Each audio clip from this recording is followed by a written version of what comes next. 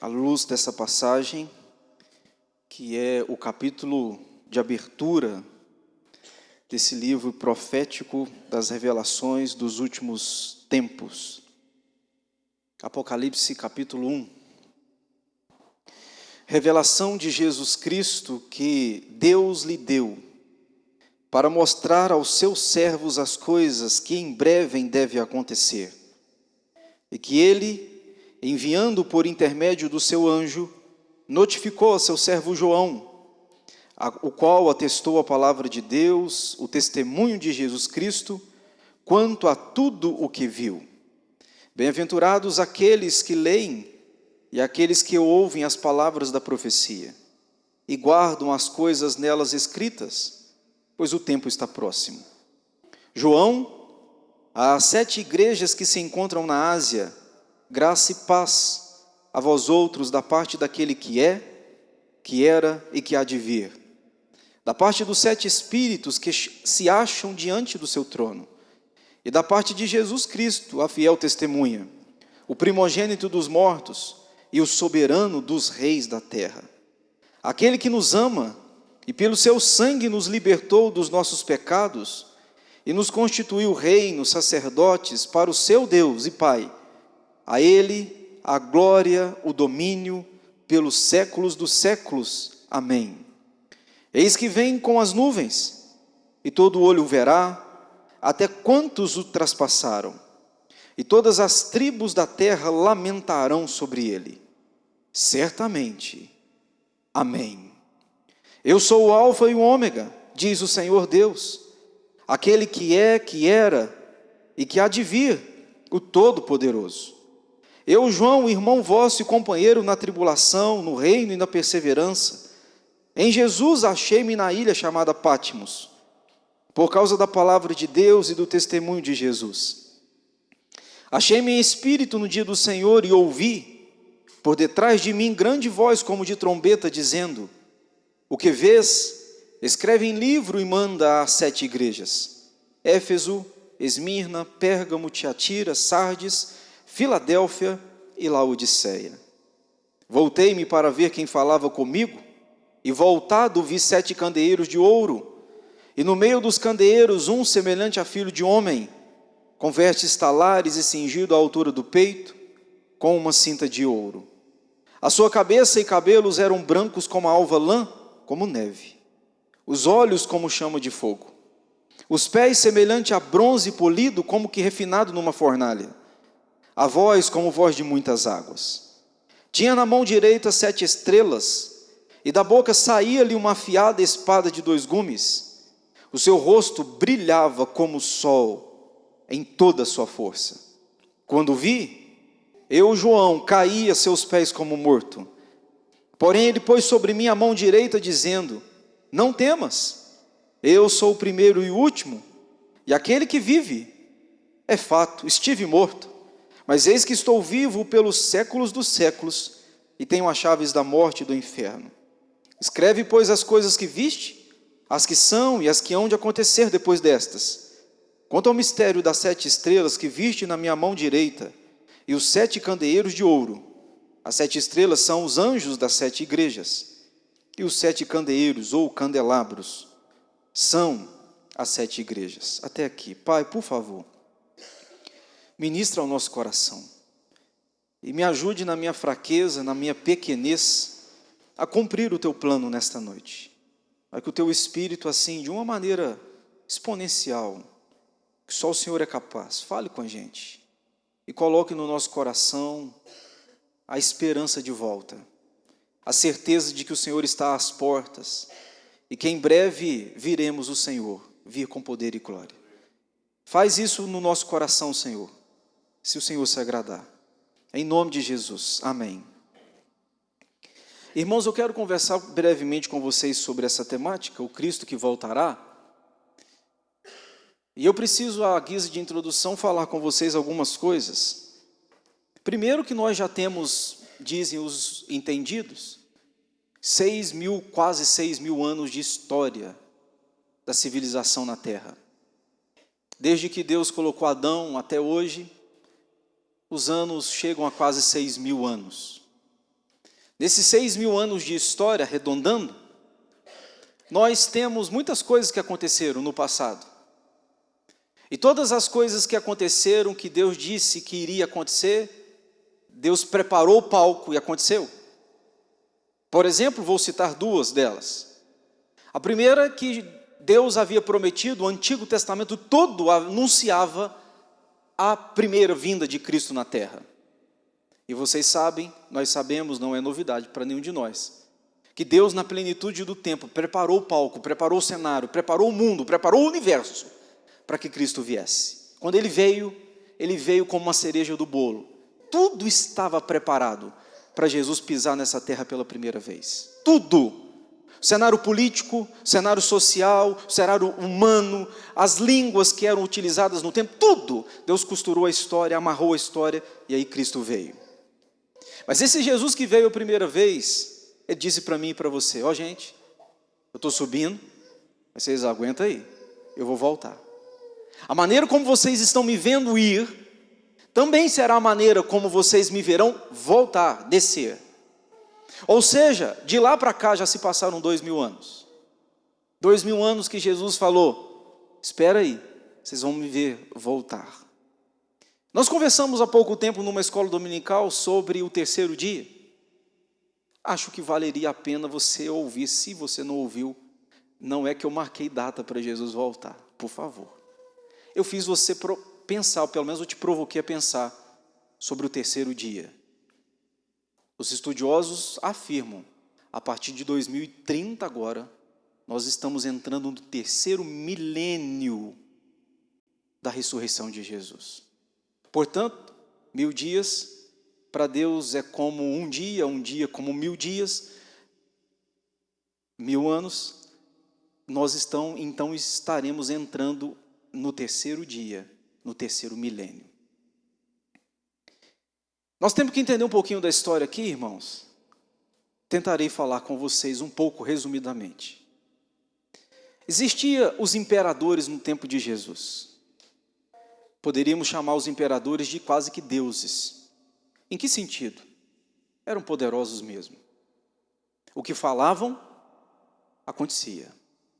E parece-me que quando você lê a história, eles gostaram da ideia de serem deuses.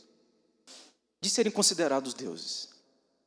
No ano 54, portanto tinha 24 anos que Jesus tinha pisado na terra, 21 anos, ou quase 22 anos, que Jesus tinha morrido e ressuscitado. No ano 54, diz a história que o imperador Cláudio morre. A mãe de Nero, uma mulher chamada Agripina, luta para que Nero assumisse, o seu filho assumisse o poder. Isso aconteceu no ano 54.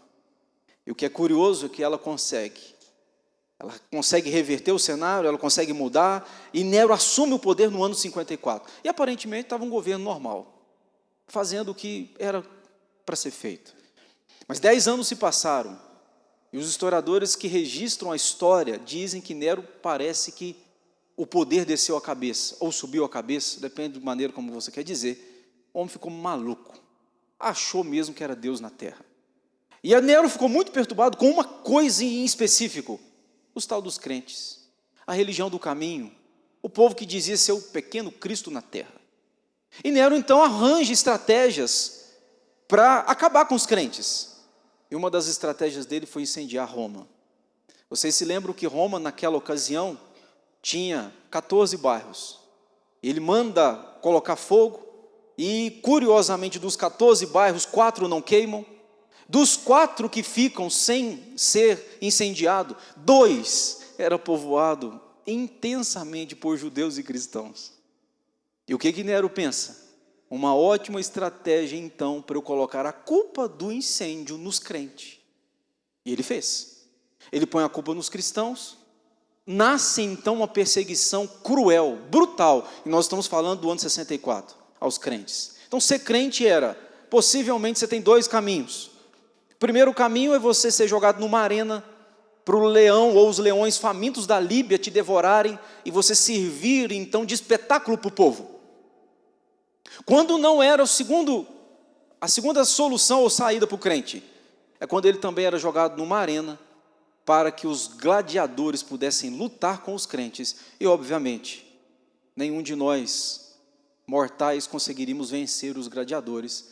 Então éramos literalmente picotados nas arenas espalhadas em Roma. Éramos palco para o povo rir. Há um historiador que conta que depois de um tempo que Nero matava, um imperador chega naquele cenário, naquele batíbulo de crentes mortos, ele começa chutando o corpo, e aí ele diz o seguinte: parem de matar os crentes, porque quanto mais nós matamos crente, mais brota. Quanto mais nós matamos, mais brota. Quanto mais nós matamos, mais surge. Parem de matar os crentes. E eu já li pelo menos uns 4 comentaristas que citam esse fato. Mas o que é curioso? Nós estamos no ano 64, a perseguição fica tão cruel que o império nas mãos de Nero vai começar a perder o rumo. Chega no ano 68, foi esse ano que Paulo é morto, 68. Nesse ano que Pedro é morto, apóstolo, ano 68. Entra um ano seguinte, um ano 69, e dizem que o caos foi tamanho, que nunca aconteceu isso na história, nunca. O ano 69 foi um ano que 4 imperadores passaram por ali. Galba, Otto, Vitélio e Vespasiano. 4 imperadores no mesmo ano. Galba, Otto, Vitélio e Vespasiano. Entra o ano 70, assumindo então Tito. Tito vai até 81, e de 81 para frente vai um outro doido, que se pensaram que Nero era maluco, é porque não conheciam Domiciano. Domiciano foi o primeiro a dizer o seguinte para o povo, gente, por isso que dizem que ele foi muito cruel. Domiciano diz para o povo: vocês têm que me chamar de Deus na terra. Quem tinha papagaio, talvez alguns de vocês já tiveram papagaio. Papagaio, se você repetir uma frase, uma expressão na frente dele, ele decora e repete aquilo dali. Domiciano mandou contratar gente altamente capacitada, com um alto número de papagaios, para decorar uma frase: Domiciano é Deus na terra. E parece que ele sentia tão Deus, que ele colocava aquela turma de papagaios, repetindo essa frase, e aquilo ecoava na multidão, que de fato dizia que ele era Deus na terra. E o que é curioso, para tentar matar a igreja, ou acabar com a igreja, ele resolve prender o último dos apóstolos. Quem era o último dos apóstolos? Nós estamos falando, depois de 81, o último apóstolo vivo era João. Todos os outros haviam sido mártires. O que ele pensa? Pega o João, coloca ele como prisioneiro, estou matando o evangelho. É o último dos apóstolos, vai morrer, vai acabar. Então pega João, ele vai para uma ilha de Patmos, não é a passeio. Ele vai para lá como prisioneiro. E diz a Bíblia que ele vai para lá como prisioneiro, sendo já idoso, possivelmente mais de 90 anos ou com 90 anos, uma idade avançada, para carregar pedra, para fazer serviço braçal pesado. E ali, as janelas do céu se abrem para João. Ali ele recebe o Apocalipse, este livro tão precioso que nós temos na Bíblia. Se você tirar Apocalipse da Bíblia, irmão, fica desesperador. Fica desesperado. Tira Apocalipse. Pense por um instante que Apocalipse não existe. A gente já está até hoje pensando assim: será que vai dar certo para nós? Será que nós vamos vencer? Mas quando você coloca Apocalipse para a igreja, não é um será. Nós não talvez venceremos, meus irmãos, nós venceremos. Não existe a possibilidade de perca. Apocalipse registra que o povo de Deus não é vencedor apenas, é o povo mais do que vencedor, porque em Apocalipse só existe um rei, e este rei já está no trono, e o nome dele é Jesus Cristo. O que é curioso é que quando João recebe essa visão, ele vê os céus abertos, ele não vê Domiciano assentado no trono. Lembra que Domiciano ensinava que ele era Deus? Mas quando ele tem a visão do céu, ele vê o trono ocupado. Não era por Domiciano, muito menos por Nero, muito menos por mim e por você. Quando ele vê o trono ocupado, ele vê a pessoa de Cristo. E é nessa toada, nesse sentido, que eu queria falar com vocês sobre o Cristo que voltará nesta noite. Talvez você está com muitas expectativas, talvez você esteja frustrado por algumas coisas, resultado da Copa, resultado da seleção brasileira, resultado de não sei de quê, talvez frustrado com coisas pessoais, familiares, não sei, talvez você esteja olhando para a vida na ótica do hoje, e a palavra de Deus para o seu coração é: filho, fique em paz, tudo ficará em ordem já já. Quando o Senhor Jesus vir com poder e glória, a primeira coisa que Jesus vai dizer, entre outras palavras, é: acabou, basta. Basta para o pecado, basta para a morte, basta para os impérios, bastam para todo aquele que se acha um Deus na terra, basta. Agora o governo absoluto, soberano de Jesus Cristo vai começar de uma vez por todas. E eu almejo esse dia. E se você pensa comigo numa coisa, se quando você olha Paulo, falava desse assunto, já falava empolgado. Pedro, quando falava desse assunto, falava empolgado. Eles estavam há 2000 anos atrás. Você imagine nós então. Eles achavam que estavam perto e já ficavam empolgados. Imagine nós, igreja, como nós devemos nos comportar então à luz do fato de que Jesus vai voltar. Irmãos, em breve ouviremos o soar da trombeta. E o basta de Jesus Cristo para tudo aquilo que hoje para nós é gigante. Bom, vamos lá. Eu gosto muito de falar desse assunto, eu empolgo. Separei então 3 coisas sobre o Cristo que voltará. Primeira, sua volta será certa. Sua volta será certa. Vejam comigo o verso 4. João, às 7 igrejas que se encontram na Ásia, graça e paz a vós outros, da parte daquele que é, que era e que há de vir, da parte dos 7 espíritos que se acham diante do seu trono. Olha o verso 7. Eis que vem com as nuvens, e todo olho verá. Em primeiro lugar, meus irmãos, eu vejo à luz desse texto que a volta de Jesus não é uma possibilidade. E eu estou me referindo à sua segunda vinda, porque a primeira já foi fato, já foi concluída. Nós não estamos falando que pode ser que Cristo venha. A Bíblia diz: eis que todo olho verá. Por que todo olho verá? Inclusive de quem já morreu, sabia, né? Porque a primeira coisa que acontece na volta de Jesus Cristo é a ressurreição. Os mortos voltam a viver. O batalhão de milhões, de bilhões de pessoas se levantam para contemplar a volta do rei que reina, do rei que manda, do rei que tem o comando, do rei que tem as chaves do céu e do inferno. Todo olho verá. Isso inclui o seu, isso inclui o meu. O cego vai ver, o ímpio vai ver, o descrente vai ver, o mais poderoso vai ver o quê? Vai ver que ele não era tão poderoso quanto ele achava que pensava.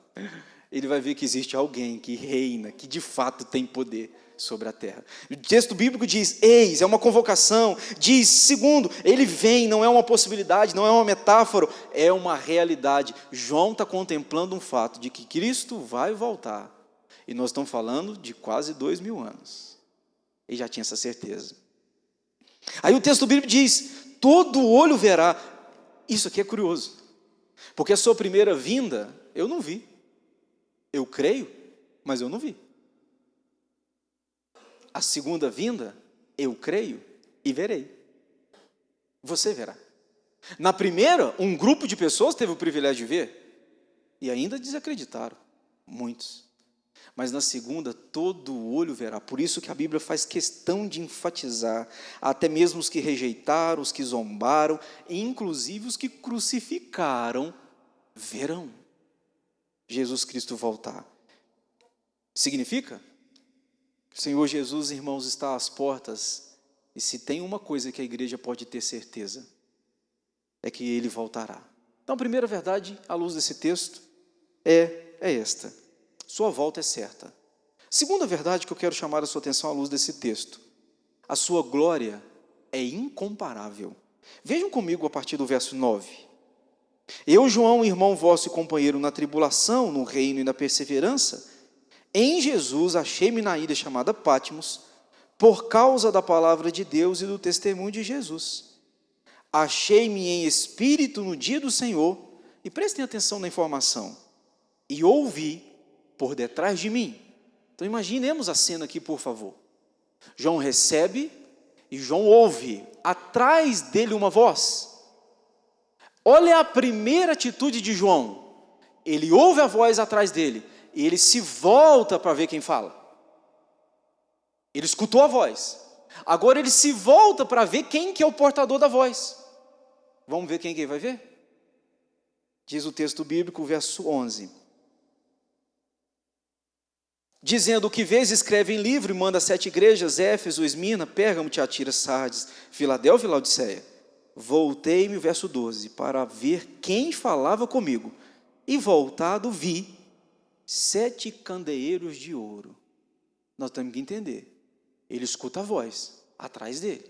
Quando ele volta, ele vê que aquela voz está vindo de 7 candeeiros. O que são os candeeiros? Talvez você conheça como candelabro.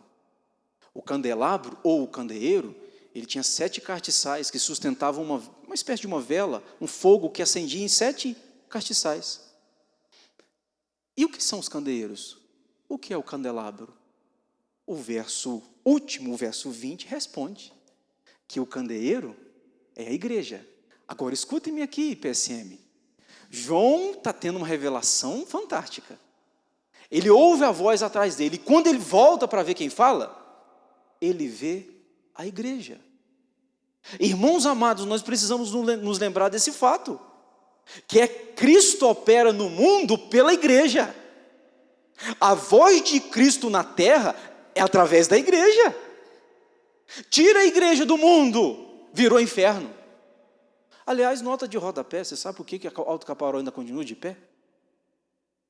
Você sabe por que Minas Gerais não foi destruída? Por que não veio um meteoro? Que para Deus mandar um meteoro para acabar com nós assim de uma... Só tá, toma. Por que não aconteceu isso até hoje?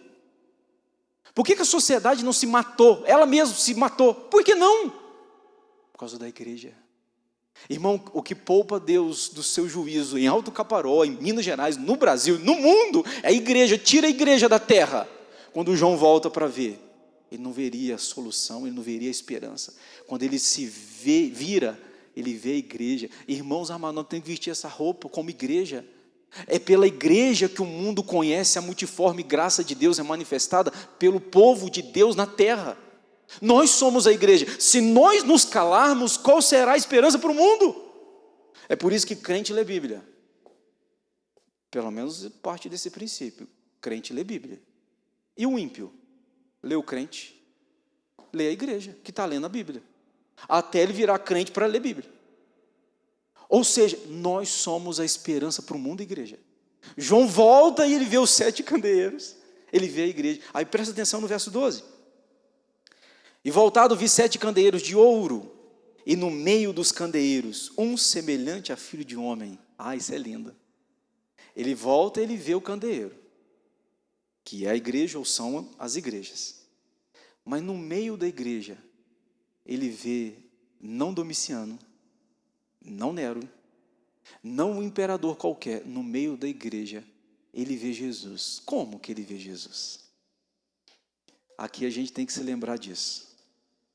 Porque talvez as últimas imagens de João de Jesus tenham martelado na cabeça dele um Jesus crucificado, ensanguentado, cuspido, zombado, caluniado.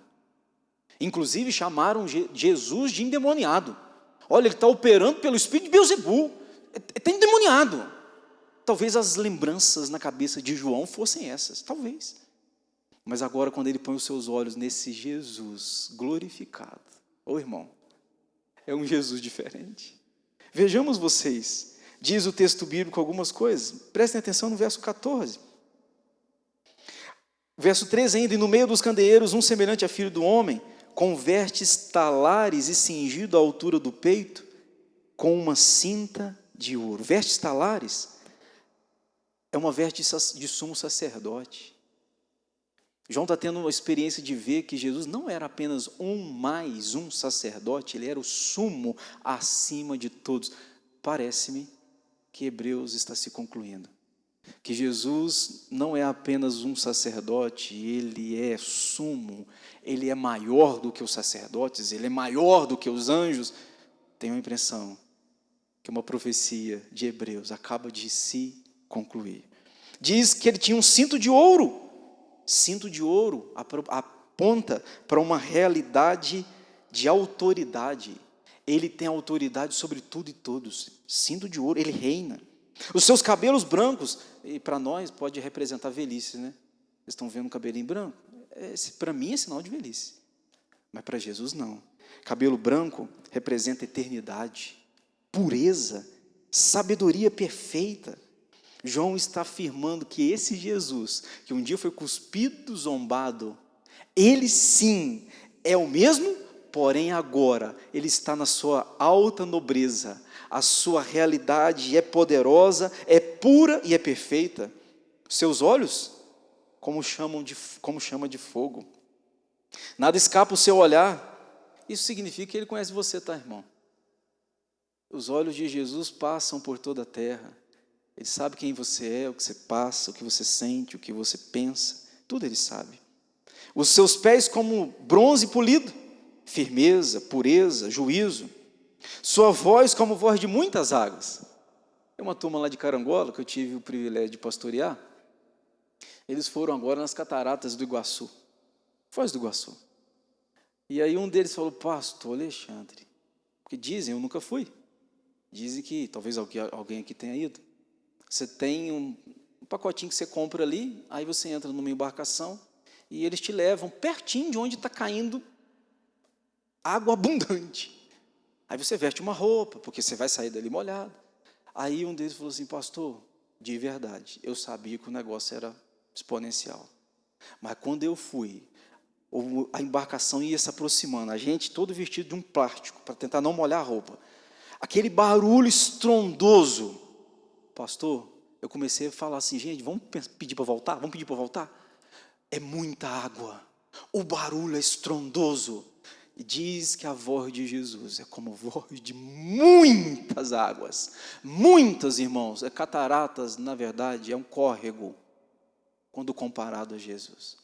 O que aquele menino viu, talvez alguns de vocês viram, ou poderão ver num futuro.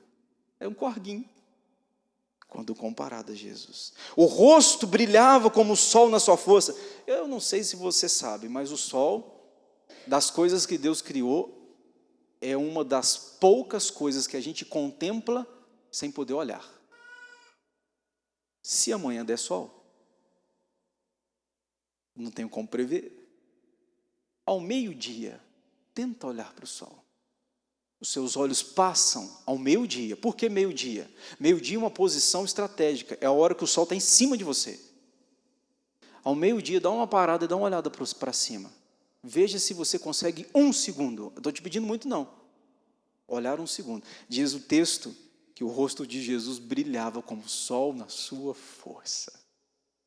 É esse Jesus que João está vendo. É esse Jesus que vai voltar. Irmãos, primeiro a sua volta vai ser certa, segundo vai ser glorioso. Eu vim aqui dizer para você, igreja, que o Jesus que vai voltar não é um Jesus que a gente pode carregá-lo no colo.